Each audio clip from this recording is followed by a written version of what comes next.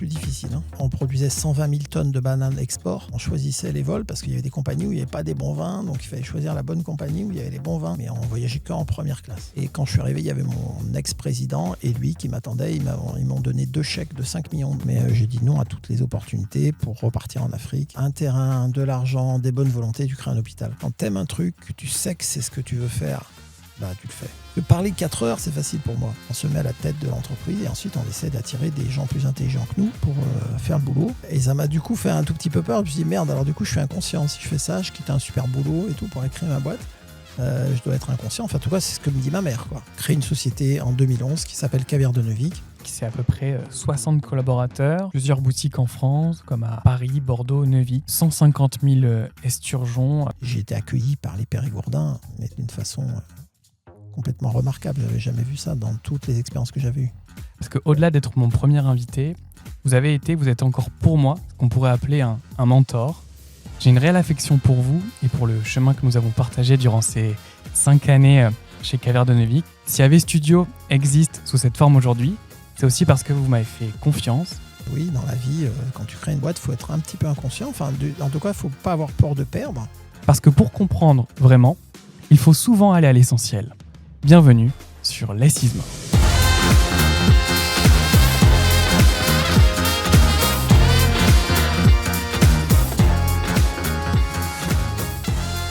Bonjour à tous, je suis Adrien Villers, entrepreneur et fondateur de l'agence de communication AV Studio. Et aujourd'hui, j'ai le plaisir de lancer le podcast Less is More. Imaginé, conçu et produit par l'agence AV Studio, ce podcast donne la parole à celles et ceux qui construisent, entreprennent et créent sur notre territoire. Less is More, c'est le nom choisi pour ce podcast. Il est inspiré du design, simplifié pour clarifier, parce que pour comprendre vraiment, il faut souvent aller à l'essentiel. Bienvenue sur Less is More. Aujourd'hui, nous recevons un entrepreneur passionnant, ingénieur agro de formation. Il construit un parcours international dense, a piloté des projets aux 4 coins du monde. Du sucre aux fruits tropicaux, de missions humanitaires au cabinet de conseil, il choisit de revenir en France et de s'installer en Périgord pour relever un pari audacieux, réinventer le caviar français. À la tête de Caviar de Neuvic depuis aujourd'hui 15 ans, il défend une vision contemporaine du luxe, portée par l'excellence, l'innovation et le respect. Bonjour Laurent. Bonjour Adrien. Bienvenue sur le podcast Less is More. Merci. Je suis ravi de vous accueillir. Merci. Et comme vous voyez alors du coup ? Ah ben oui. D'accord, vas-y, continuons. Je te vous voirai aussi alors. C'est vrai ? Si tu veux. Okay. Si vous voulez. Non, je pense que vous pouvez me tutoyer. Okay. Ravi de vous avoir ici pour ce premier épisode de Less is More. Est-ce que vous pourriez vous présenter en quelques mots, avec vos mots, et on aura tout l'objet du podcast pour revenir en détail sur vous. D'accord, alors merci de m'inviter pour ce premier épisode en plus. Je suis Laurent de Verlange, j'ai 59 ans, 3 filles, et je suis périgourdin. J'ai créé une société en 2011 qui s'appelle Caviar de Neuvic. Et en Périgord, j'ai également cofondé une société qui s'appelle ABC Résidence, qui fait des résidences seniors. Ok, bon, on va en discuter tout au long du podcast. On est ensemble pour à peu près 45 minutes, 1 heure. Si on remonte au tout début, tout part d'un rêve d'enfant en région lyonnaise, travailler autour des poissons. D'où vient cette passion ? En fait, je ne sais pas d'où ça vient parce que c'est vraiment quelque chose qui est tombé de nulle part. Mais mon père m'a amené à la pêche à l'âge de 10 ans, 11 ans, 12 ans, à peu près dans ces années-là. Et depuis, j'ai adoré ça. Pourtant, lui-même n'était pas fan de pêche. Mais ça fait naître une passion en moi, de la pêche, des poissons, de l'aquariophilie, de l'élevage, qui ne m'a pas quitté. On refait un peu le parcours du dirigeant. Si vous deviez vous décrire jeune, le Laurent jeune, il était comment ? Bon à l'école Ah non, vraiment pas. Enfin, disons que j'avais beaucoup de... J'aimais pas l'école, déjà. C'était quelque chose qui était très difficile à vivre pour moi. Et ça a duré longtemps, jusqu'à ce que je découvre le lycée agricole en seconde. Parce que justement, ma passion de l'aquaculture m'avait entraîné sur cette voie-là. Mes parents ne voulaient pas que je fasse une filiale aquacole parce que ça n'existait pas avant le bac. Enfin, ça n'existait pas après le bac, c'était que des CAP et des BEP. On dit, fais un bac agricole et puis après, on verra. Donc, grâce à ça, je suis parti dans l'enseignement agricole. Et là, vraiment, l'école m'a plu. Alors qu'avant, c'était dur. J'aimais pas ça. Je m'entendais pas forcément avec les professeurs. Et ce qui m'intéressait le plus, c'était de faire rire mes petits copains de classe. Et voilà, c'était tout. Après, j'ai continué d'être quand même un petit peu un bout en train dans la classe et dans l'école. Mais en plus, j'aimais l'école. Et ce que j'apprenais m'intéressait. Donc, à partir de la seconde jusqu'à la terminale, ça s'est plutôt bien passé, même si je n'étais pas un élève studieux. Vous poursuivez après en études d'ingénierie agroalimentaire du côté de Nantes. Quelles sont vos premières expériences professionnelles, des stages durant ces expériences-là à Nantes? En fait, mes premières expériences datent bien d'avant parce que dès qu'on est en lycée agricole, déjà on fait des stages. Donc l'été, on est dans des exploitations agricoles. Donc on commence par, en seconde, moi j'ai fait les foins, j'ai conduit des tracteurs dans une entreprise de polyculture élevage qui élevait des jersiaises, une très jolie race de vaches à lait. Et tout de suite, ça vous met le pied à l'étrier. Et les stages, c'est très important dans la vie, en fait. Même les tout premiers stages que vous faites. Donc moi, ça a commencé là. Et puis ensuite, j'en ai fait tout le temps. Et puis par ailleurs, je n'étais pas forcément... comment dire, j'avais pas les moyens de partir en vacances si je ne finançais pas moi-même mes vacances. Et comme j'aimais partir en vacances, eh ben, je travaillais pour me donner les moyens de m'amuser aussi. Donc, depuis tout jeune, j'ai fait beaucoup de petits boulots, déjà tous les étés, plus ou moins difficiles, comme ramasser les salades dans les champs ou garder des chats et des chiens, ce qui est beaucoup plus facile. Mais j'ai toujours fait une activité professionnelle. Après, arriver en école en prépa, vous savez, pour entrer dans une école d'ingénieur, on passe par la prépa. Donc là, vous n'avez pas le temps quand même d'avoir des petits boulots. C'est la seule période où j'ai pas travaillé pendant ces 2 années de prépa. Et puis ensuite, en école d'ingénieur, là, oui, j'ai fait beaucoup de choses. Je suis rentré dans la junior entreprise de l'école, dont j'ai pris la présidence et on faisait des... Quel était le projet? Alors, la société s'appelle ETCA, Études techniques et commerciales en agroalimentaire.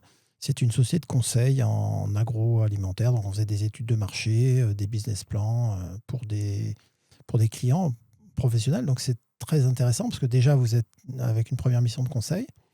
Mais en dehors de ça, les vendredis et samedis, j'étais barman dans une boîte de nuit, donc jusqu'à toute la nuit.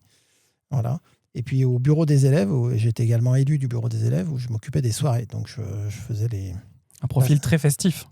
Un peu à l'époque, oui. Et à l'école, j'avais cette casquette un petit peu de monsieur fête de l'école. Donc vous terminez vos études sup et vous devenez ingénieur agro. Et là, vous commencez vos premières expériences pro, contrat dans l'univers du sucre. Oui, en fait, en réalité, on avait un contrat à la junior entreprise avec une société qui faisait du sucre, qui était à Paris, qui était notre client et qui m'a demandé de continuer l'étude en intégrant leur équipe. Donc, en fait, je n'ai pas eu de transition entre l'école et le premier boulot. Et je me suis retrouvé donc chez Sucre Union Distribution, une société qui fabrique du sucre, qui était basée à l'Étoile, à Paris. Et donc, j'ai déménagé de Nantes à Paris, où j'ai posé mes valises et j'ai commencé dans une entreprise qui était passionnante, puisque l'idée, c'était de faire de la diversification hors sucre. Donc, on a mené d'abord un premier projet sucre, qui était ce qu'on appelait la box. C'était la boîte de plastique rose d'Adi Sucre qu'on a inventé à l'époque où le sucre était dans des emballages papier. Et donc, évidemment, ça prend l'humidité, les fourmis, etc. Donc, c'était un beau projet de passer tout ça dans une boîte plastique. Une innovation produit, et c'est là où vous commencez un petit peu ces projets. Ouais, c'était super, vraiment passionnant, parce que c'était une époque, on était en 90, et c'était une époque où le marketing était vraiment... c'était le marketing du Mercator, quoi. Je ne sais pas si vous avez lu ces livres de marketing de l'époque. C'était Procter et Gamble qui étaient les modèles, Bec BD qui était le dissident. Enfin, c'était vraiment cette période-là. Et quand on était à Paris, dans une boîte d'annonceurs, donc on travaillait qu'avec des agences, c'était vraiment, on a été au centre du monde, c'était vraiment intéressant. C'était super intéressant. Et on lançait des produits hors sucre. Donc on a lancé un gros produit qui s'appelait Cuisifine, qui était une bombe de lécithine de soja, qui était fabriquée par Sanofi et que nous, on distribuait en France. On avait 98% de DN, de distribution nationale, donc c'était un truc qui a bien marché. Et pour tout poêler, rôtir sans adhérer. On faisait de la pub télé à l'époque, donc t'étais pas né, donc tu sais pas. Mais il y avait des pubs à la télé, on voyait 2 gars qui cuisinaient, un avec du beurre, l'autre avec du cuisifine, et ils mettaient un spray, ils faisaient cuire son œuf, et c'était l'un qui était gros, l'autre qui était maigre, bien sûr. Et puis c'était de la pub de base, quoi. Et ça fonctionnait un petit peu. Et on a lancé d'autres produits. On avait du riz cuisson 1 minute, on avait des herbes en tube, on avait des plats cuisinés sans les légumes que la viande cuisinée pour les familles. Ça s'appelait Autour d'un plat. On a lancé plein de projets de diversification, c'était passionnant. De cette expérience passionnante, j'ai lu un petit peu en naviguant sur Internet que vous vous êtes lancé dans l'aventure Médecins sans frontières à la suite de... Oui, en fait, en réalité, c'était super passionnant, mais pas pour nos actionnaires qui avaient d'autres priorités à l'époque. Donc, notre société Sucre Union a fusionné avec une autre Générale Sucrière pour créer Eurosucre. Et dans la réorganisation, ils voulaient garder 2-3 produits, mais arrêter la diversification. Donc, moi, ils m'ont proposé de rester d'ailleurs pour m'occuper de Cuisifine, des produits qu'on avait déjà lancés. Mais en me disant, on arrête, on ne fait plus que du going, on arrête les nouveaux produits. Et bon, ça ne m'intéressait plus trop. Donc, à cette époque de ma vie, je me suis quand même dit qu'il serait peut-être intéressant de faire ce que j'avais envie de faire. Et je ne suis pas revenu tout de suite à la pisciculture, mais je me suis dit, allez, qu'est-ce que tu as envie de faire là ? J'avais donc 25 ans, j'habitais à Paris, j'avais eu une expérience extraordinaire. J'avais réussi à me faire réformer de l'armée, parce que ça aussi, tu n'as pas connu, mais à l'époque, il fallait se faire réformer si on ne voulait pas faire le service militaire. Moi, je n'avais pas fait, et je le regrettais un peu d'ailleurs. Et je me disais, bon, bah maintenant, du coup, cette période que tu n'as pas fait, est-ce que tu pourrais faire autre chose de sympa ? Et donc, j'ai fait trois projets en parallèle. Un projet qui était de dire, je vais immigrer au Québec, au Canada, pour y travailler. Un deuxième qui était de dire, tiens, je vais partir comme géo au Club Med. Et le troisième, c'était aller aider les gens. Et j'avais vraiment cette idée de partir chez Médecins sans frontières, parce que pour moi, c'était l'image de l'ONG qui m'intéressait le plus. Donc, j'ai suivi les 3 parcours en parallèle, ce qui est assez dingue, c'est que finalement, le Canada, ça s'est passé très très vite, parce qu'on m'a convoqué au consulat pour remplir les papiers. Alors, il y a toute une démarche où on calcule des points, etc. Et c'était vraiment bien fait. Puis c'est très encadré, ils sont très demandeurs, enfin à l'époque en tout cas. Et du coup, c'était vraiment tapissé de tapis rouges, c'était vraiment super. Le Club Med, c'est des entretiens annuels qui se passaient à la fin du printemps pour la saison de l'été. Donc c'était très simple. Et puis c'était des entretiens très faciles où il fallait juste un peu de bonne humeur.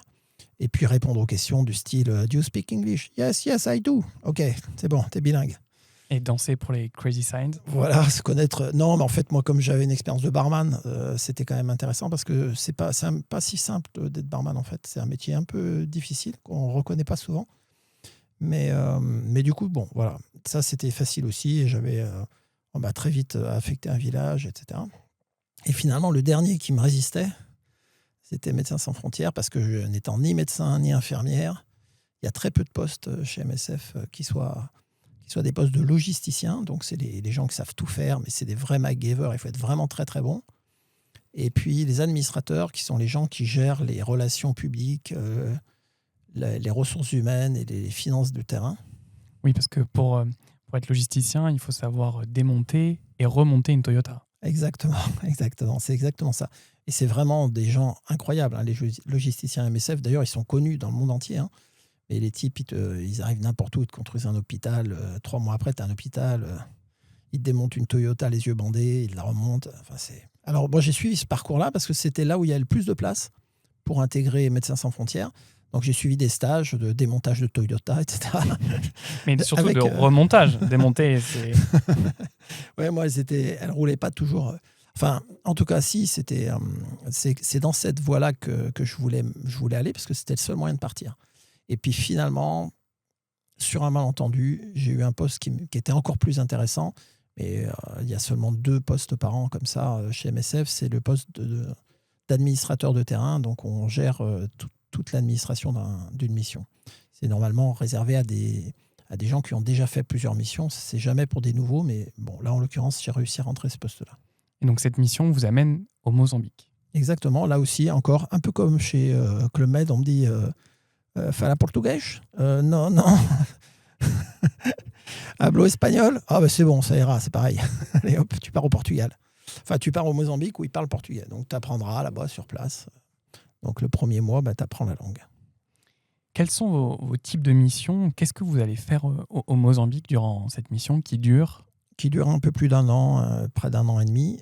Alors, en fait, je suis arrivé là-bas comme administrateur, donc c'est-à-dire responsable administratif de terrain. Et petit à petit, au bout de quelques mois, je suis devenu responsable de mission, donc à la fois administrateur et le responsable de la mission de terrain. Donc c'était une mission qui était basée à Quelimane. Quelimane, c'est la capitale du Zambèze, une province située au centre du Mozambique, au bord du fleuve Zambèze. Et la mission d'administrateur, c'est responsable de la finance, donc les relations avec les financeurs, la sécurité, ce qui est très important dans une mission humanitaire, hein, les ressources humaines, qui sont également très très important, et puis tout ce qui est relations diplomatiques avec les autres ONG, dans le cas du Mozambique, il y a deux fractions, il y a le Frelimo et la Renamo, deux gens qui s'opposent, hein, les rebelles et le gouvernement, et il faut être en bonne relation avec tout le monde. Voilà, donc c'est un métier vraiment très intéressant. Ok, passionnant. Vous auriez quelques anecdotes au Mozambique? Au Mozambique, alors déjà, je suis arrivé avec les accords de paix, puisque c'était un pays qui était en guerre depuis sa libération, son indépendance du Portugal. Et les accords de paix étaient dans le même avion que moi. Ils avaient été signés en Italie, à Rome, et ils rentraient au pays. Alors, ça ne voulait pas dire pour autant que c'était la paix, parce qu'en réalité, les gens ne se battaient plus tellement. C'était plus tellement une guerre ouverte, parce qu'ils n'avaient plus de munitions, en fait. Hein. Ils avaient tous des Kalachnikov, mais il n'y a plus de balles. Il y a encore quelques balles, malheureusement, mais très peu. Ils se battaient à la machette. Et puis surtout, il y avait des mines partout. Le pays était tellement miné qu'on ne pouvait pas se déplacer aisément. Donc nous, on se déplaçait avec un petit avion. Et c'était assez périlleux, on va dire, puisque on était au milieu des mines et on devait aller aider des gens.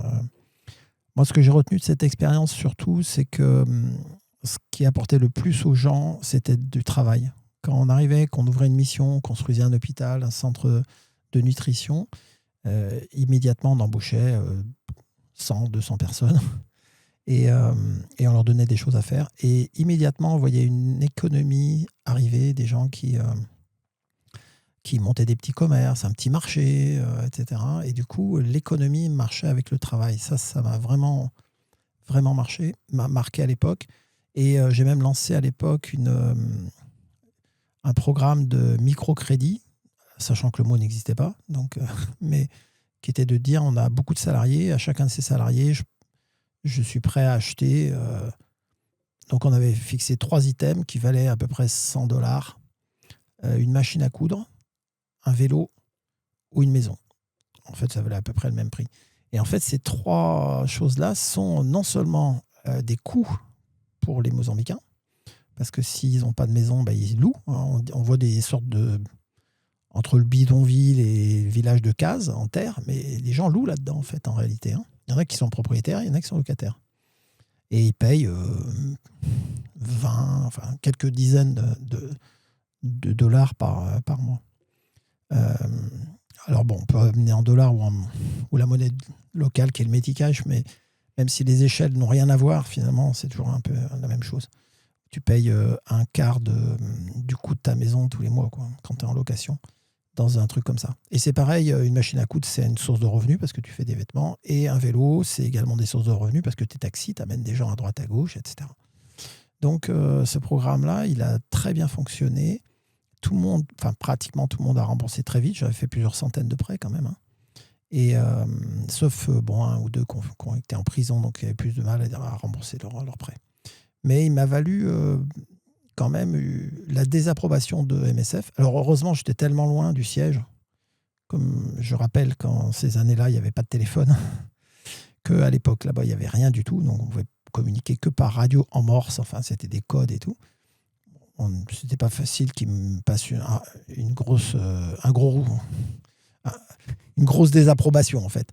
Mais en réalité, ils m'ont dit non, c'est interdit dans la politique de MSF, on ne peut pas faire ça parce qu'on ne peut pas prêter plus d'une part du salaire mensuel, etc. Et puis, après, je me suis lancé dans la distribution alimentaire parce qu'on arrivait à une période où on a ouvert une zone où les gens mouraient de faim devant nous. Et nous, on était là juste pour faire de la nutrition pour les enfants. Alors moi, j'ai alerté toutes les autres ONG, c'était mon rôle, de coordonner un peu les autres ONG et de dire, bon, il faut amener de la nourriture à tel endroit et tout. Et tout le monde m'a dit, mais non, mais là, c'est Noël dans 2 jours, on rentre tous aux États-Unis, en Angleterre. Parce que le monde de l'ONG, contrairement à ce qu'on pourrait croire, c'est des professionnels, la plupart. Surtout les Américains. Les Français, on a encore des volontaires. Mais dans la plupart des ONG, World Vision, Save the Children, Oxfam, tout ça, c'est des gens qui sont salariés et donc ils rentrent pour Noël. Donc j'aurais dit, vous me laissez la bouffe, là. On avait un bateau entier, et puis l'argent pour le distribuer, louer des camions ou acheter des camions, et puis aller le distribuer. Et tout le monde m'a dit, oui, bien sûr. Sauf le siège qui n'a pas trop apprécié en disant, c'est pas ton rôle. Nous, on est là pour faire de la nutrition. On s'occupe des enfants, pas des parents. Voilà. Bon, en tout cas, tout ça pour dire que sur place, on a des réalités qui ne sont pas tout à fait les mêmes que ce qu'on sait, auxquelles on pense. Et que finalement, moi, je me suis rendu compte que la richesse dans les pays en voie de développement, c'était de créer de l'emploi, de créer des salaires. Et c'est ce que je voulais continuer de faire plus tard. Donc l'humain en centre, donc vous quittez MSF pour poursuivre toujours en Afrique, au Cameroun, avec la compagnie fruitière. Ouais. Alors en fait, oui, j'aurais pu continuer chez MSF parce que simplement, au bout à peine plus d'1 an, on doit passer salarié, parce qu'avant, on est bénévole. Au bout d'un moment, il faut passer salarié. Et on m'a proposé également de rentrer chez Oxfam ou Save the Children. Mais j'ai refusé pour partir dans une société privée. Parce que je me suis dit, c'est bien tous ces cow-boys là, qui viennent distribuer des trucs. Mais ce qu'il faut, c'est donner du travail déjà, la perspective. De la perspective, et la richesse, ça se distribue pas. Ça se crée finalement avec le travail. Voilà, donc j'ai vraiment ce credo, cette envie. Et dès que je suis rentré en France, je suis rentré à Paris, j'ai cherché du travail, j'ai trouvé pas mal de boulot intéressant d'ailleurs, parce que j'avais un parcours qui était bien commencé avec Sucre Union. J'avais eu déjà des super expériences. Donc j'ai eu des belles opportunités dans des sociétés, dans du marketing international, etc. Mais j'ai dit non à toutes les opportunités pour repartir en Afrique. Et cette fois, c'était pour la compagnie fruitière, oui, qui m'a demandé d'aller au Cameroun, m'occuper de la stabilité sociale et des relations avec l'Union européenne d'une plantation, qui était la plus grosse plantation d'Afrique. Et de cette expérience-là, qu'est-ce que vous en avez tiré ? Ça m'a conforté dans l'idée que c'est bien le travail qui crée de la richesse. Parce que là, on avait 6000 salariés. Et donc, on a créé une mutuelle, on a créé un hôpital, on a relancé des cultures Hôpital qui existe encore aujourd'hui ? Oui, c'est ça, un hôpital qui est encore un hôpital de référence du Cameroun. Donc, c'est une grande fierté d'avoir réussi à créer ça de zéro. Ce qui est dingue aussi en Afrique, c'est que tout est possible. Avec un terrain, de l'argent, des bonnes volontés, tu crées un hôpital, quoi. En France, je pense qu'il faudrait peut-être 20 ans pour faire la même chose, alors que là, nous, on a dû faire ça en 1 an, l'hôpital, ou 2 ans. Et aujourd'hui, il y a 129 lits, une quinzaine de médecins, c'est un très bel hôpital. Et oui, et toute une production aussi autour des fruits directement là-bas, où vous avez été... Oui, alors notre but, c'était de produire de la banane. Pour vous donner un ordre de grandeur, on produisait 120 000 tonnes de bananes export. Donc 120 000 tonnes arrivaient en France pour être vendues, plus toutes les bananes déchets, c'est-à-dire tout ce qui n'est pas commercialisable. Ça représente des masses considérables. C'est des camions, des semi-remorques chaque jour, dans chaque station, qui arrivent dans des bateaux qui partent chaque semaine, complets, depuis le Cameroun jusqu'à la France. C'est des grosses quantités. Et donc, on avait 9 stations d'emballage, une flotte de camions. Enfin, c'est une sacrée grosse organisation. Et moi, je me suis occupé justement d'essayer de faire naître d'autres cultures autour de la banane. Parce que le but, c'est pas forcément que tout le monde fasse de la banane, mais c'est qu'on relance... Quel type de culture ? De l'avocat ? On a relancé l'ananas. L'ananas avait été abandonné du Cameroun. Le Cameroun ne faisait plus d'ananas. Donc, quand on relance un truc comme ça, c'est compliqué parce que l'ananas, contrairement à la banane qui pousse très facilement et très rapidement, le cycle d'une banane, c'est 8 mois. Un ananas, c'est 3 ans, parce qu'il faut d'abord faire un rejet, ensuite ramasser les rejets, replanter les rejets, etc. Le temps long, on va en Voilà, discuter c'est un sur petit peu la plus fin. long sur l'ananas, ouais, absolument. Donc, il faut créer d'abord des parcelles qui te servent que pour la reproduction, etc. Donc ça, je l'ai relancé avec l'aide de la compagnie fruitière, bien sûr. Hein, et c'était vraiment intéressant parce qu'aujourd'hui, le Cameroun exporte de l'ananas. On a également essayé de travailler avec plus ou moins succès à l'émergence d'une filière avicole, hein, donc les élevages des poules. Des poules, il y en a partout dans le monde et il y en a beaucoup en Afrique. Mais elles n'ont pas forcément la bonne alimentation, les bons créneaux de transformation, les circuits de refroidissement et pour le transport des poulets abattus, etc. Donc ça, c'était une filière un peu stratégique sur laquelle j'ai un peu travaillé sur l'aliment. Mais je ne sais pas ce qu'il en reste sur place là-bas. De ces expériences en Afrique, vous décidez à ce moment-là de rentrer en France. Pourquoi une envie d'entreprendre à ce moment-là, suite à tous vos projets que vous menez en Afrique, avec un projet un peu précurseur à l'époque d'une application, pas à ce moment-là? Non, c'était pas à ce moment-là. Alors à ce moment-là, si j'ai décidé de rentrer en France, c'était très pragmatique. C'est que je suis resté 3 ans, enfin 2 ans et demi, on va dire, je pense, au Cameroun. Et j'ai eu un enfant, j'ai eu ma fille, ma première fille, Adèle. Et elle est née en France, puisqu'on est revenu pour l'accouchement en France, mais elle a grandi ses premières années au Cameroun. Et c'est vraiment pas facile d'élever un jeune enfant dans un pays avec le paludisme. Il y a des côtés qui sont plus simples, c'est que c'est plus facilement une nounou, un cuisinier, etc., pour s'occuper de t'aider. Mais il n'y a pas du tout les mêmes facilités quand tu habites, surtout qu'on était dans la campagne, quoi. On n'était pas en ville, hein, on était vraiment dans le bush, sur les plantations. Donc tous les jours, dès que la nuit tombe, tu t'enfermes pour éviter les moustiques. Enfin, donc c'est la principale raison qui nous a amené à rentrer. Et puis mon directeur général, qui était quand même la personne à qui je travaillais de plus proche, j'étais l'adjoint du DG, a quitté le groupe, est parti, et il m'a demandé de le rejoindre à Marseille pour créer la même chose à Marseille avec son argent, cette fois plus pour la compagnie fruitière. Donc je suis rentré à Marseille et à l'arrivée, il m'attendait. Enfin, c'est lui qui m'a demandé de venir à Marseille, parce que moi, je pouvais aller n'importe où. Hein. Mais j'ai choisi Marseille parce qu'il me l'a demandé. Et quand je suis arrivé, il y avait mon ex-président et lui qui m'attendait. Ils m'ont donné 2 chèques de 5 millions à l'époque, chacun. Et ils m'ont dit, voilà, tu prends les chèques, tu les déposes à la banque et puis on crée une société, on va faire la même chose. Voilà, j'ai démarré de zéro. Alors, c'était de l'entrepreneuriat, mais pas pour mon compte. Donc, à l'époque, le plus difficile, c'était de trouver des locaux. Bon, c'est facile. Puis, une assistante, parce que ça, c'est la première chose qu'on embauchait quand on commençait une entreprise à l'époque. Et je rappelle que là, on était dans les années 94, un truc comme ça, 15. LinkedIn n'existait pas. Il n'y avait pas LinkedIn, mais il n'y avait pas Internet non plus. Il n'y avait même pas Internet. Donc, il n'y avait rien de tout ça. Donc voilà, on a commencé comme ça. Et puis, un ami nous a dit, à Cuba, il y a des trucs super à faire. Donc, on a filé à Cuba et on a travaillé pendant 1 an sur la construction d'une usine de jus de pamplemousse et concentré de pamplemousse et jus d'orange à Cuba. Avec toutes les difficultés de travailler à Cuba et de monter un projet comme ça, de toute façon, dans les pays en voie de développement. Donc la société qu'on avait créée avec mon DG, mon président, enfin, c'était eux qui l'ont créée. Moi, je l'ai créée pour eux, hein, parce que j'avais pas le chèque de 5 millions à mettre avec eux. Hein. J'avais que ma force de travail. Elle s'appelait SAPACI, ça voulait dire Société agricole de participation. Je ne me rappelle plus. Mais le but, c'était de monter des participations dans des pays en voie de développement. Vraiment, c'était l'agricole en voie de développement. À Cuba. Alors, premier projet Cuba. Rapidement, au bout d'1 an, on s'est fait sortir de Cuba par un projet concurrent qui était porté par Parmalat et par l'armée. Nous, on était avec le ministère des Citriques, qui s'est fait renverser lors du 13e congrès du parti. Enfin bon, donc on a été éjecté du projet.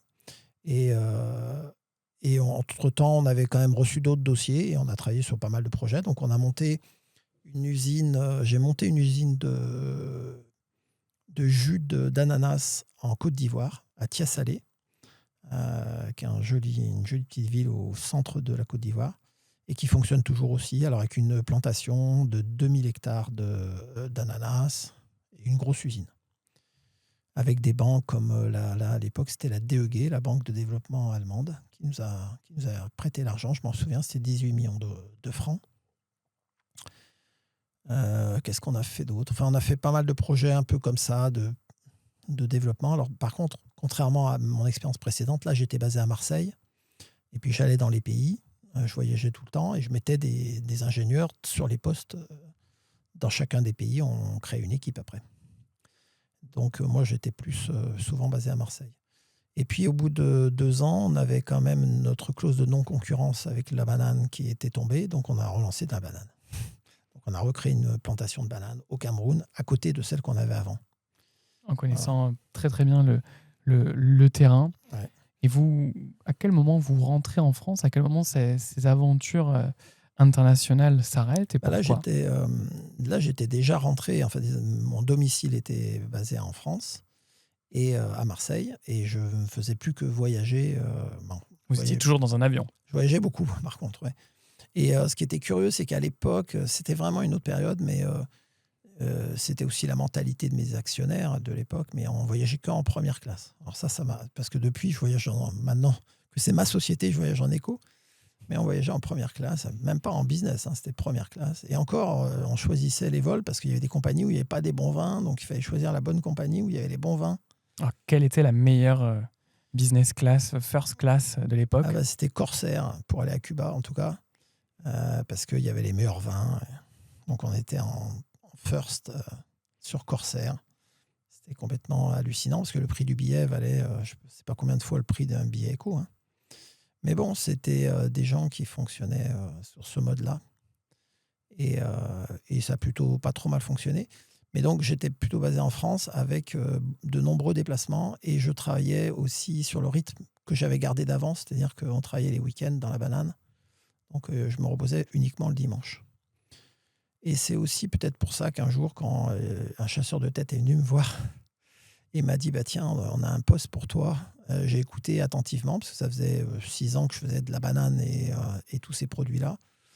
Et qu'on me proposait un poste de directeur financier dans une société italienne qui s'appelle Cirio, qui est le leader mondial de la conserve de tomates. Et on me proposait le poste de direction financière France-Benelux, une unité qui faisait à peu près 1 milliard de francs de chiffre d'affaires. Donc c'était quand même assez gros. Et je n'avais jamais été financier de quoi que ce soit. Et, que vous avez accepté? Ah oui, mais il fallait déjà passer les entretiens. J'hallucine parce que quand je repense aujourd'hui à cet entretien, alors il y a eu plusieurs entretiens avec des cabinets, tout, puis à la fin, il y a un type qui est venu de Rome, Gianpaolo Schierati, qui est toujours un chef d'entreprise très connu en Europe. Il a dirigé pas mal de grands groupes. Et il vient me voir et on était aux entretiens vraiment finaux. Il devait y rester 3 candidats et les 2 autres, c'était des experts comptables. Et à la fin de l'entretien, il me pose des questions vraiment hyper techniques sur la finance, quoi. Il me dit alors, Laurent, si je te parle d'externalisation du poste client, ça te dit quoi? Et moi, j'ai balbutié, j'étais complètement... je ne savais pas du tout de quoi ça parlait. Alors qu'en fait, aujourd'hui, je pourrais lui parler d'affacturage, de DAI, de faux DAI, etc. Et à l'époque, je n'étais pas du tout au courant de tout ça. Mais en fait, c'est quand même moi qui ai été choisi. Donc finalement, peut-être qu'il ne faut pas avoir réponse à tout dans des entretiens. Voilà, je sais pas, ils ont dû apprécier ma polyvalence. Puis j'étais jeune aussi par rapport aux autres candidats à l'époque. Toutes ces expériences-là vous amènent à votre premier challenge, votre premier goût d'entreprendre en France. C'est à ce moment-là qu'on peut peut-être parler d'Homo Resto. Non, après 2 ans et demi dans la finance, enfin dans la direction financière d'un groupe, j'ai décidé d'être mon propre entrepreneur et de créer une société sur un concept qui était... précurseur. En tout cas innovant à l'époque, je trouvais qu'il était une bonne idée. Pour moi, je me disais, on va livrer les plats des restaurants au domicile des gens plutôt qu'ils se déplacent. On est en quelle année là? On était en 2000. Non, peut-être plus, 2002 peut-être.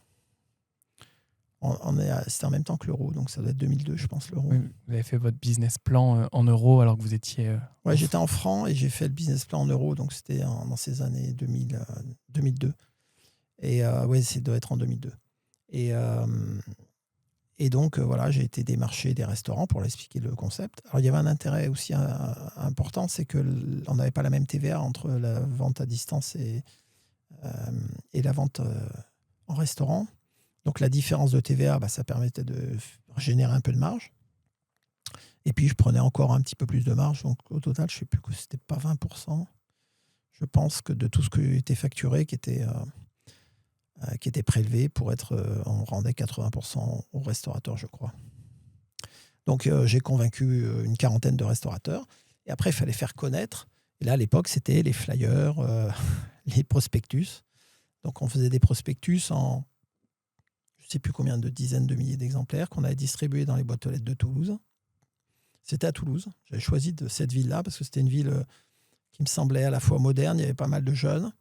Il y avait une très bonne couverture de restaurants très variés. Et puis, c'est un endroit qui me faisait envie pour aller vivre. Donc, j'ai vraiment décidé d'aller dans cette ville-là. Et voilà, et on a démarché une quarantaine de restaurants. On a fait nos flyers. On a embauché des salariés. Et puis, ça a plutôt pas trop mal marché. Ça fonctionnait correctement, mais ça ne me payait pas mon salaire, par contre. Et donc, à cette période-là, moi, j'avais fait valoir à mes droits à l'ACRE. Ça existe encore, je crois. Bien sûr.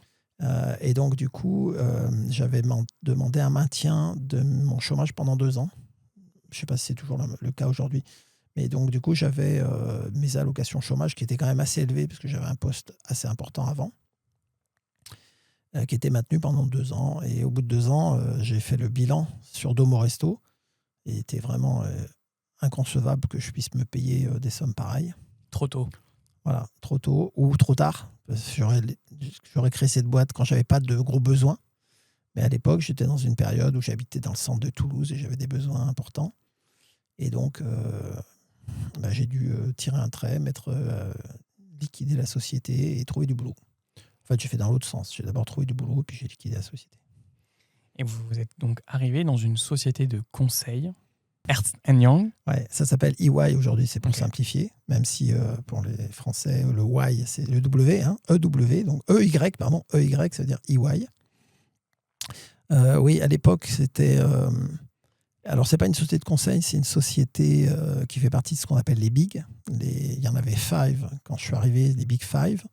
Et puis, il y en a eu 4 parce qu'il y en a un qui a fermé, Arthur Andersen, qui était en train de fermer quand je suis arrivé, pour fusionner avec Ernst Young pour la France d'ailleurs. Donc, c'est des sociétés qui faisaient beaucoup d'activités, du conseil, du droit, de la transaction et du commissariat aux comptes. Donc, d'ailleurs, ce qui n'était pas sans poser des problèmes, ce qui a d'ailleurs perdu Arthur Andersen, c'est qu'il conseillait d'un côté et puis certifiait les comptes de l'autre. Donc, ce n'était pas très déontologique. Et en plus de ça, ils se sont pris les pieds dans le tapis. Ils ont fermé en 15 jours alors que c'était une des plus grosses boîtes du monde. Donc, moi, j'ai rejoint cette société-là et cette fois, on m'a demandé d'être directeur du développement et du marketing.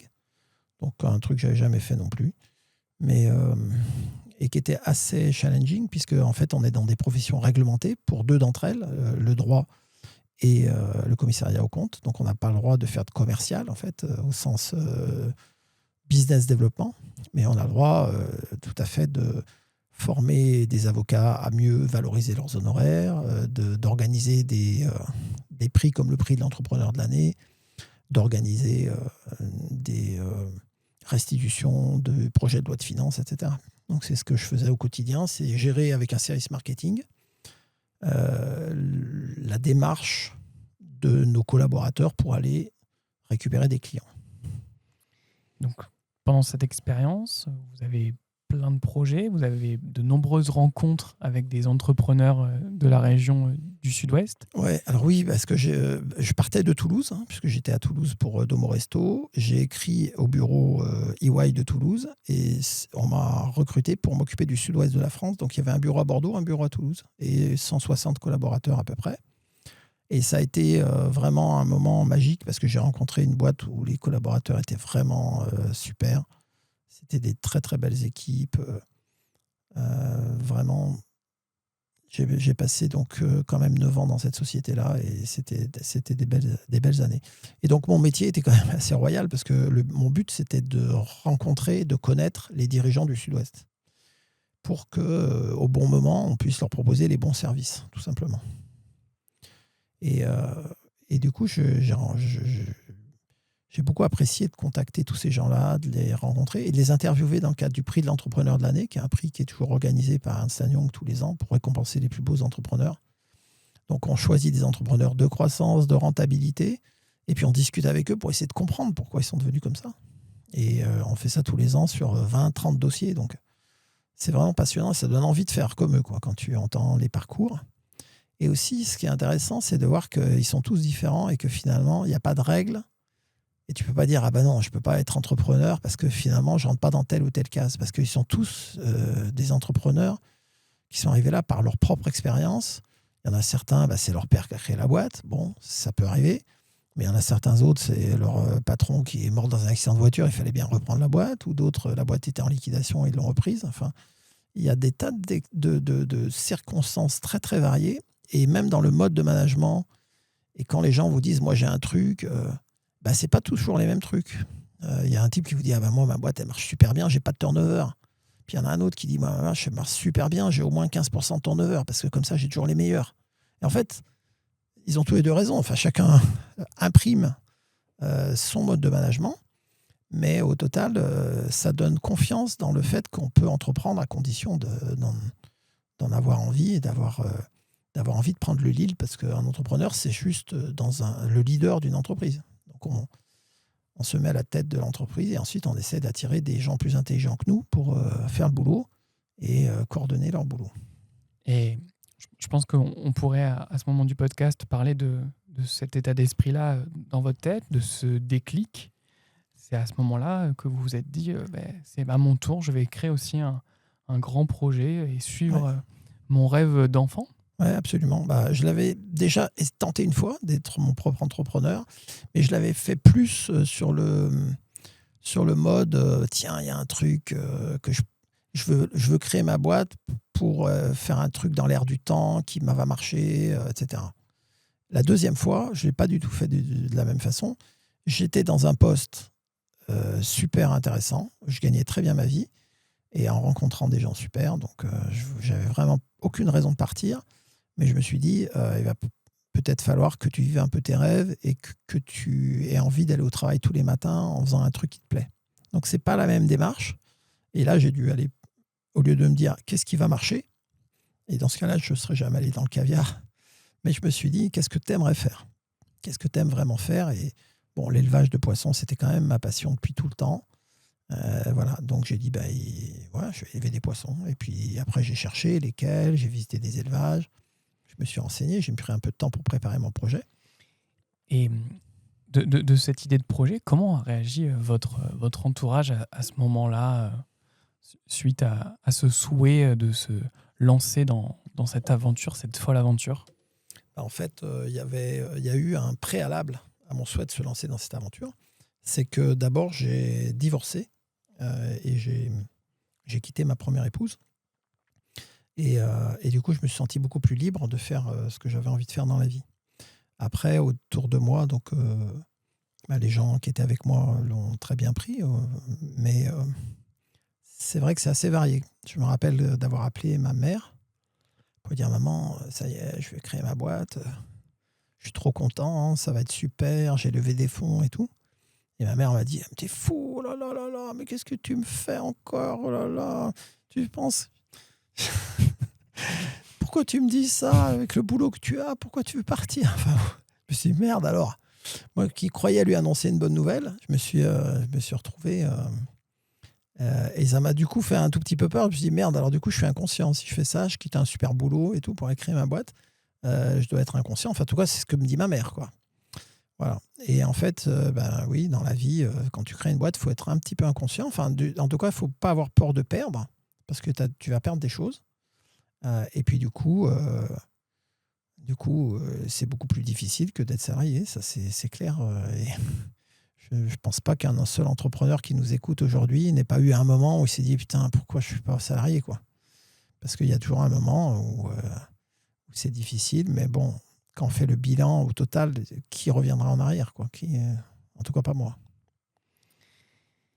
Moi, j'ai une question qui me taraude. Laurent, pourquoi avoir choisi le caviar, un produit qui fascine autant qu'il divise, qui plus est surtout sur nos terres en Périgord, un territoire qu'on associe beaucoup au canard, à la truffe, et pas spontanément au caviar. Pourquoi avoir choisi, dans le milieu de la pisciculture, ce produit-là, ce mets d'exception? J'ai juste trompé de lettre, je voulais faire canard et j'ai mal écrit.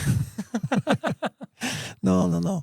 Non, c'est parce que, d'abord, moi, j'ai jamais pris. Alors, en effet, je me suis très vite rendu compte que le caviar était discriminant et qu'il avait un côté lutte des classes qui, malheureusement, traverse tout ce qu'on fait en France. Tout ce qu'on fait maintenant, c'est empreint de lutte des classes. L'écologie, c'est une question de lutte des classes. Enfin bon, je ne vais peut-être pas faire trop de politique aujourd'hui. Mais en tout cas, moi, je ne l'ai pas fait comme ça parce que je ne pensais pas du tout à ça. Ça m'était sorti de la tête et je m'en suis rendu compte que beaucoup plus tard, parfois à mon dépend d'ailleurs, que ce produit était devenu un marqueur de lutte des classes. Après, pour moi, c'est un produit alimentaire, c'est de l'élevage de poissons et c'est dans un monde tout nouveau puisque l'élevage d'esturgeons, c'est très récent. Le premier caviar est né en 92 en Italie, 93 en Aquitaine. Donc c'était hier. Donc, sur un marché tout neuf et également dominé par des négociants, c'est-à-dire des gens qui achètent du caviar pour le revendre et qui ont les marques, qui ont les réseaux de distribution, je me suis dit qu'il y avait vraiment quelque chose à faire, à la fois en étant producteur et en essayant de distribuer ce qu'on produit et de créer une transparence entre la production et la distribution, d'essayer de faire un seul bloc, ce qui n'était pas le cas jusqu'à présent. Donc ce souhait vous amène sur une ancienne pisciculture en 2011 à Neuvik-sur-L'Île. Voilà, en fait, une pisciculture de carpe avec un type un petit peu visionnaire qui avait réussi quand même à créer un ensemble de terrains assez cohérents au bord de la rivière où il élevait des poissons de façon artisanale, mais il avait envie d'élever des esturgeons déjà depuis des années, donc il avait fait les demandes de dossiers d'autorisation. Donc pour élever de l'esturgeon, il faut une ICPE, une installation classée pour la protection de l'environnement. Ça prend 2-3 ans. Et lui, il avait fait toutes ces démarches.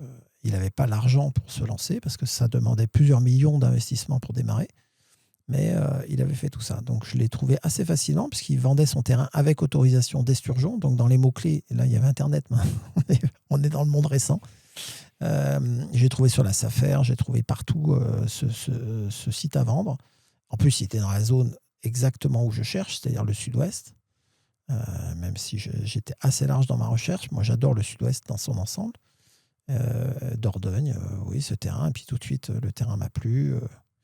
On a réussi à se mettre d'accord avec le gars et j'ai été accueilli par les Périgourdins, mais d'une façon complètement remarquable. Je n'avais jamais vu ça dans toutes les expériences que j'avais eues.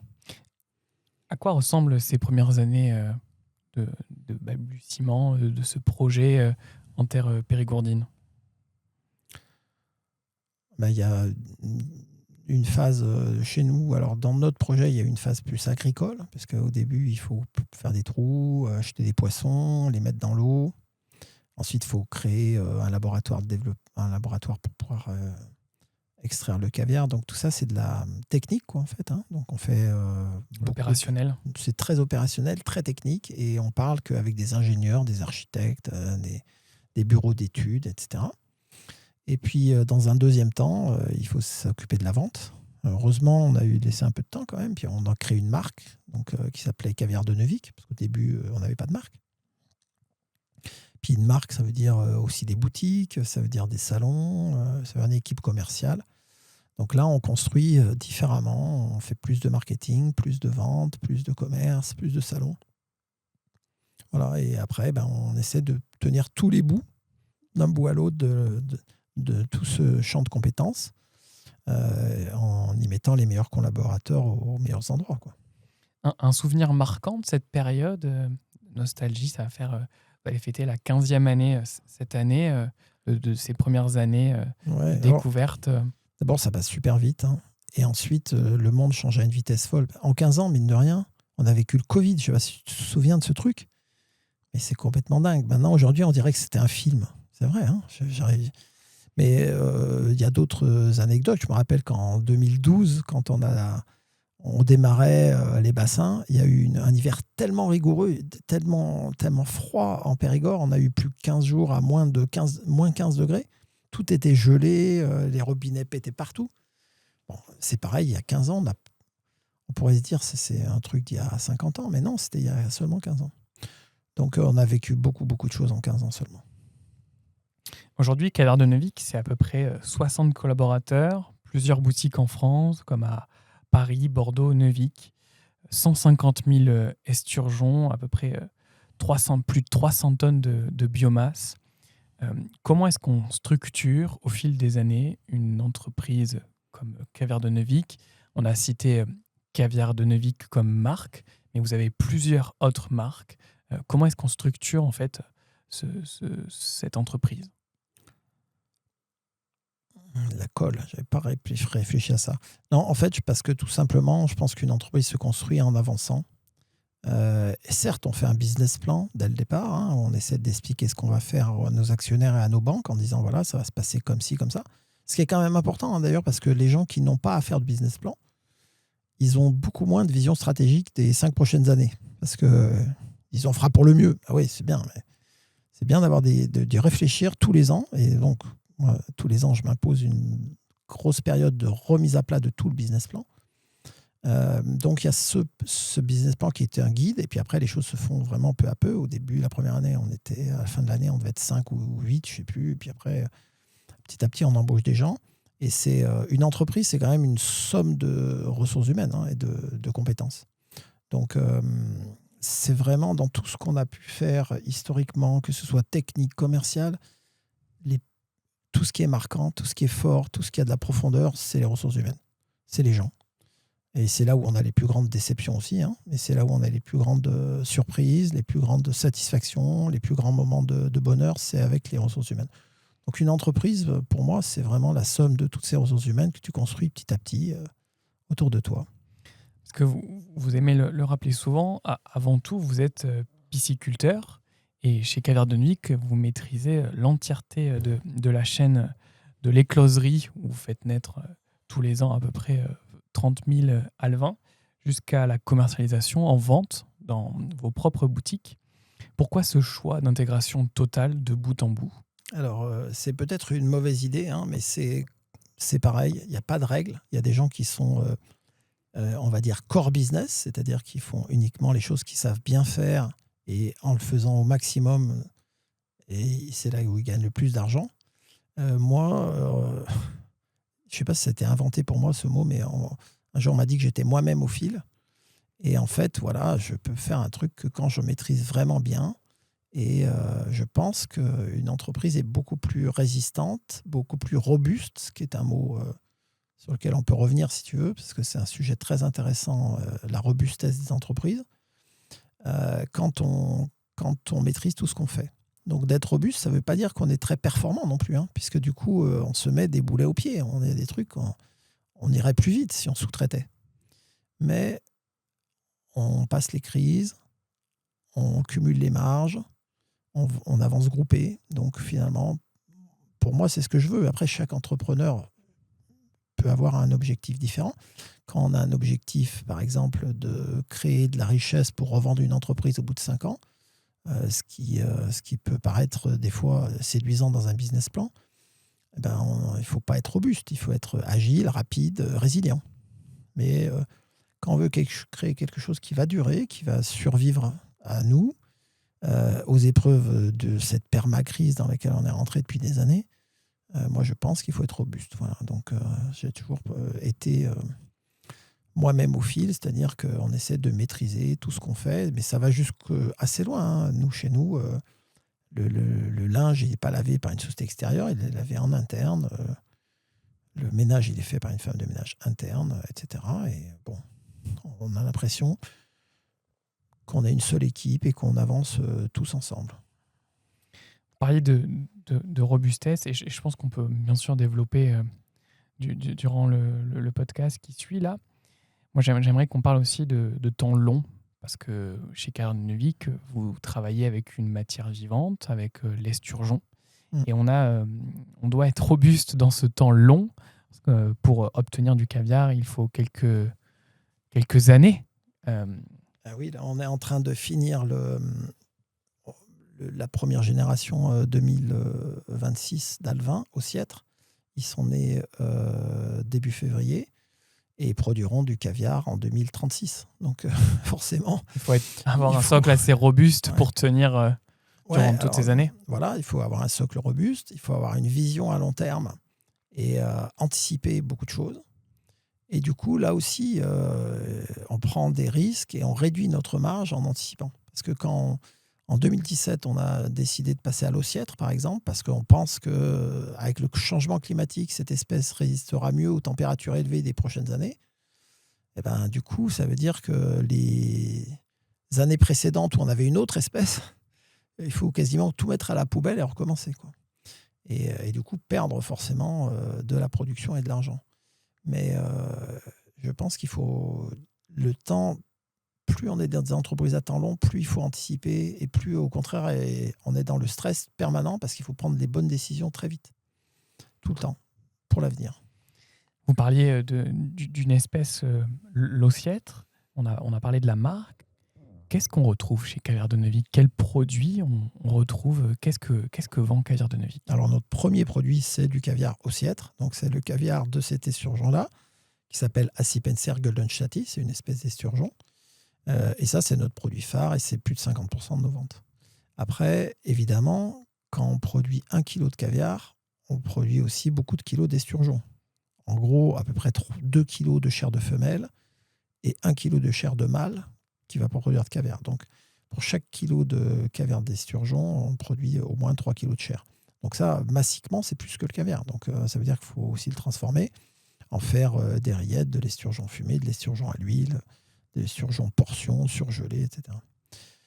Donc ça, c'est des produits importants. Et puis après, tous les produits dérivés autour du caviar, comme le beurre de caviar, mais ensuite les autres dérivés, parce qu'une fois qu'on fait du beurre de caviar, on se dit on va faire du beurre de truffe quand même en Périgord.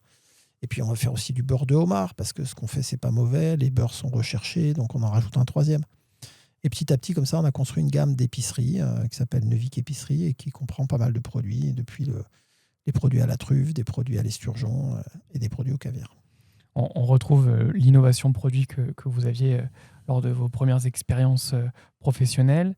J'ai noté aussi des synergies locales en Périgord avec des produits comme une vodka. Votre passé de mixologue vous rattrape. Non. Est-ce qu'on pourrait discuter de cette vodka qui a été vodka ou même d'autres produits comme la moutarde ou le miel avec d'autres entreprises locales? En réalité, oui, tout simplement. On a élargi notre gamme avec des produits d'épicerie, mais on essaye qu'elles aient un ancrage. Donc, quand on fait une vodka, eh ben, on la distille à Villamblard chez Clovis Raymond. La recette a été faite par Erika. Voilà. Et puis, c'est les papillons blancs qui nous font le coffret. Donc, on essaye d'utiliser aussi, même si on est moi-même au fil et qu'on veut tout faire nous-mêmes, d'utiliser des compétences locales et quand on fait du négoce comme ça, quand même d'avoir un accord avec des gens avec qui on a l'habitude de travailler, on sait qu'ils travaillent bien et qu'on aime beaucoup. Et en plus, qui représentent notre territoire. Donc, localement, c'est comme ça qu'en effet, on fait de la moutarde à la truffe, avec de la truffe déshydratée qu'on fournit à Apisphère. Apisphère a des très bons contrats pour de la moutarde locale. Ils ont un petit labo, donc ils mettent ça en boîte, et puis voilà. Et on vend leur moutarde sous la marque Neuvic Épicerie. Et on travaille avec le Moulin de la Vessière, on travaille avec pas mal de petites entreprises du coin qui font des produits pour nous. Génial. J'aimerais qu'on ouvre un chapitre autour de l'éthique, les différentes certifications et aussi un peu de concurrence, concurrence internationale. On voit beaucoup réagir sur le caviar chinois qui commence à représenter une concurrence massive pour le secteur du caviar. Comment est-ce qu'on se bat depuis le Périgord devant ces géants? L'éthique d'abord ou la Chine d'abord? Est-ce que c'est lié? Pas forcément, mais en tout cas, ce qui est sûr, c'est que, à part dans le domaine du service, dans tout ce qui est de la production, la Chine arrive massivement.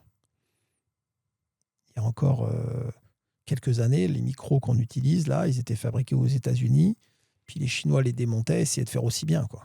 Et ils copiaient. Puis petit après, ils se sont mis à faire mieux. Donc aujourd'hui, je suis pratiquement sûr que tes micros ils viennent de Chine.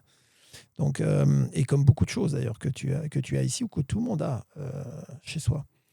Donc la Chine est devenue l'usine du monde. Mais pour autant, est-ce qu'il faut que nous, on se dessaisisse de tout ce qu'on sait faire, et y compris notre souveraineté alimentaire, c'est-à-dire notre alimentation, qu'on décide de la confier aux Chinois?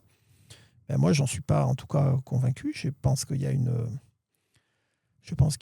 voie où on peut produire une partie de ce qu'on consomme, et qu'en particulier, quand c'est des produits qui mettent 7 ans à être élevés, dans des rivières qui comprennent des critères sanitaires quand même, sur la qualité de l'eau, la qualité de l'alimentation, etc., je pense que la France a son mot à dire et qu'on n'a pas à rougir de ce qu'on produit chez nous. Voilà. Après, je ne veux pas dire que les Chinois font mal, je dis juste qu'ils font massivement, pas cher, parce qu'ils ont décidé, quand ils décident d'investir dans un secteur, ils investissent vraiment. L'État subventionne largement, et du coup, le dumping permet de tuer les concurrents. Et j'aimerais pas que ça arrive dans mon secteur également. Donc, c'est pour ça que je me bats un petit peu pour expliquer tout ça. Et déjà, expliquer aux gens qu'il y a du caviar chinois en masse en Europe. Parce que les gens ne s'en rendent pas compte quand ils achètent un plat où c'est marqué au caviar dedans, puisque c'est pas obligatoire de marquer l'origine du caviar. Caviar de Neuvy qui a de nombreux engagements, et c'est peut-être pour toutes ces raisons-là que vous avez peut-être souhaité avoir tous ces engagements, tous ces labels comme Bicorp, labellisation agriculture biologique, entreprise à mission, pour donner du sens, des valeurs à ce produit? Non. Non, parce qu'on n'a jamais cherché les labellisations. La labellisation, c'est pas un but. Le but, c'est d'avoir une marque qui représente un certain nombre de valeurs. Et dans ces valeurs, il y a le respect des poissons, des hommes et de l'environnement, par exemple. Et si le label bio ou Bicorp font comprendre ça aux gens, c'est bien. Mais ce qu'on veut vraiment, c'est que quand quelqu'un achète une marque comme Neuvik, il ressente cet engagement-là. Mais c'est pas pour le label. Vous voyez, c'est pareil, mon t-shirt, c'est Patagonia. Patagonia, il n'est pas Bicorp parce que il veut vendre plus de t-shirts. Il est Bicorp parce que c'est Patagonia, et que Patagonia a quasiment inventé le Bicorp. Mais ça veut dire qu'il a des engagements, il pense que la planète doit survivre à la société Patagonia, et il a envie de faire le maximum. Et c'est aussi ce que nous, on veut faire, parce que je reparle tout le temps du business plan comme étant une sorte de base, mais c'est vrai que quand j'ai créé la société, dès le départ, je voulais m'imposer d'avoir le moindre impact sur l'environnement. Donc ça faisait partie de la définition de départ, d'avoir le moindre impact possible sur l'environnement. On sait que tout ce qu'on fait dans la vie, et surtout dans l'agriculture, ça a un impact, et c'est un impact négatif, puisqu'on on rejette du carbone, on consomme des ressources naturellement. Il ne faut pas croire qu'on a un impact positif, il est tout le temps négatif. Le but, c'est qu'il soit le moins négatif possible, parce qu'il n'y a qu'une planète. Quels sont vos prochains grands défis, Laurent? Le prochain défi sera d'être toujours là, déjà. C'est de pérenniser une entreprise, parce que... Robustesse.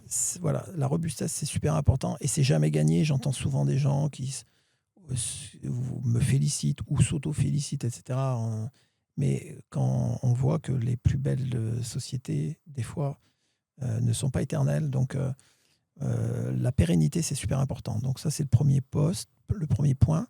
Et pour être pérenne, je pense qu'on a encore des défis à relever, des défis par exemple, de réduire nos risques vis-à-vis de l'environnement. Donc on a été traversé par des crues ici, dans la vallée de l'Isle ces dernières semaines. Le seul moyen de lutter contre ça, c'est d'avoir des fermes dans plusieurs zones où on partage les crues. On n'a pas les mêmes crues en même temps. Donc, c'est la même chose pour le sanitaire. Donc, il y a beaucoup de sujets qui tournent, qui font que la pérennité passera certainement par une taille critique et une exploitation plus importante. Donc ça, c'est forcément de grandir pour mieux résister. Je pense que ça sera un objectif des prochaines années. Et on a plein d'objectifs. Il faut qu'on supprime tous les conservateurs dans nos produits. Enfin, il y a plein de choses à faire pour faire mieux toujours dans les prochaines années. Le podcast s'appelle Less is more, donc c'est-à-dire simplifier pour clarifier. Si vous deviez résumer l'aventure Caviar de Neuvik en une seule phrase, ça va faire 15 ans que vous êtes à la tête de cette entreprise. Résumer en une phrase l'aventure. C'est justement, less is more, ça veut dire aussi que d'en faire moins, c'est toujours plus difficile. Hein. Donc là, tu me demandes un truc difficile, parce que parler 4 heures, c'est facile pour moi. À faire une phrase, c'est plus dur. En tout cas, c'est de produire, c'est de l'objectif de produire ensemble le meilleur caviar du monde avec le moindre impact sur l'environnement. Ça sera toujours la phrase qui guidera notre travail quotidien. On arrive sur les dernières questions de ce podcast. On a déjà à plus d'une heure d'interview. Aujourd'hui, moi, j'ai 26 ans et j'aimerais avoir un conseil. Qu'est-ce que vous donneriez comme conseil aux jeunes que je suis ou au Laurent de 26 ans ? Bon. Déjà, la première chose, et je pense que tu seras d'accord avec moi, c'est déjà d'essayer de vivre vos rêves. Quand tu aimes un truc, tu sais que c'est ce que tu veux faire, bah, tu le fais, tu y vas. Et c'est pas la peine d'attendre. Il y a des gens qui disent je vais d'abord faire une carrière internationale, où ils peuvent regarder mon CV et dire il a fait plein de trucs, c'est ce qui lui a permis de... Non, ça sert à rien. D'ailleurs, la preuve, c'est que j'ai créé Domo Resto beaucoup trop tard. Je l'aurais créé jeune, sorti de l'école, ça aurait très bien marché. Donc, ou trop tôt, parce que je l'aurais créé plus tard, il y avait... Bon, enfin, peu importe. En tout cas, c'est pas une question de timing, c'est une question d'envie et de remplir sa vie, parce que la vie passe très très vite, donc il ne faut pas la passer à vivre des choses qu'on n'a pas envie de faire. Donc, premier conseil, c'est déjà de faire ce que vous avez envie de faire. Et puis le deuxième, c'est pour ceux qui ne savent pas ce qu'ils ont envie de faire, découvrez le monde, allez voir d'autres cultures, allez voir d'autres jobs, essayez des trucs. Il ne faut pas hésiter, le monde est très ouvert aujourd'hui, encore beaucoup plus que quand j'étais jeune.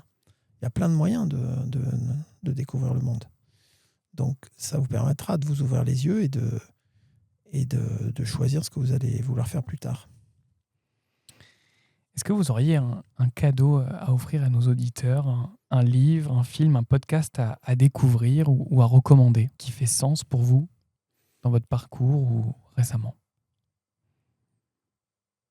C'est dommage que je passe le premier, parce que j'aurais pu réfléchir si tu m'avais prévenu un peu.